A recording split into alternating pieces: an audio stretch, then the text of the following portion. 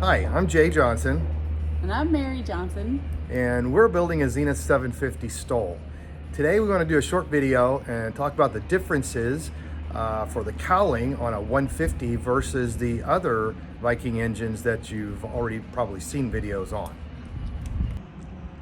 Okay, so the 150 engine, because it's a little heavier, sits closer to the firewall. So we have much less space back here, which means the cowling is going to be sit rearward further than what it is on the other models. Okay, so I've got a little mock-up here on the front that would show the way a normal one would be done, with your mounting plate here, with your prop extension spacer in here, and you can see, if you'll get the picture at the back, we're already overlapping a tremendous amount back here over the back edge of the fuselage, or the front edge of the fuselage. Okay, we've removed the cowling, and we're going to show you what we're going to add is a prop spacer to go in here. Like that, marvelous machining.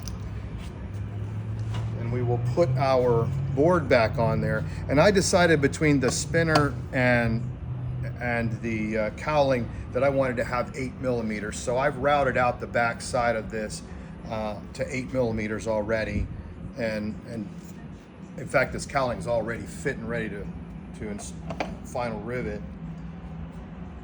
We'll just put the board on here with the recess in the back so it's fully fit back. We got some longer prop bolts that we'll put in here.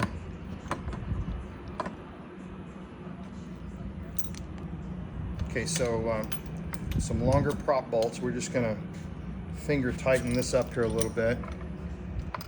And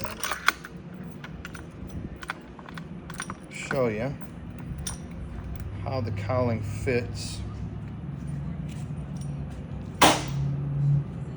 with the prop extension in there.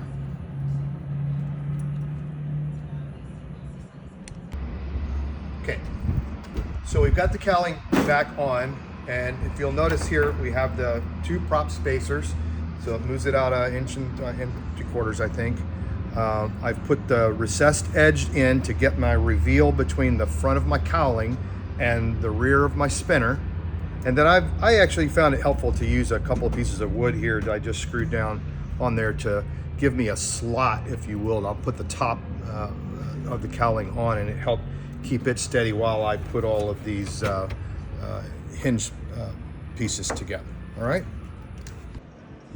Okay, so we've removed the wood block with some creative uses of sockets and wires or washers, whatnot.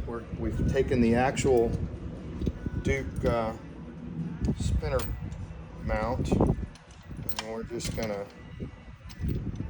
tighten this thing up here,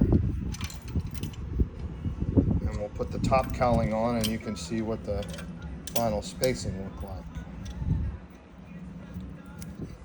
And that's on here, and you notice we have a pretty even gap all the way around it here with this spacer on here.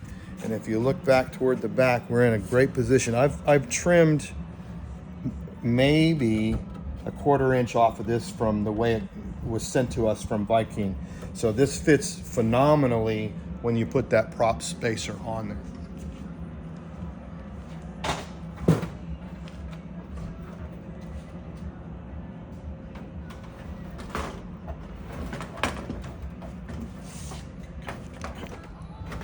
I'm still using the full-size pins, and I did go a little further up into here with the hinge than probably what would be necessary, but I like the way it fits. You can get a look here. Very nice even spacing around the spinner plate with that additional prop spacer in there. And when this gets on there, you can see that it's just going to be absolutely perfect. And those are the differences.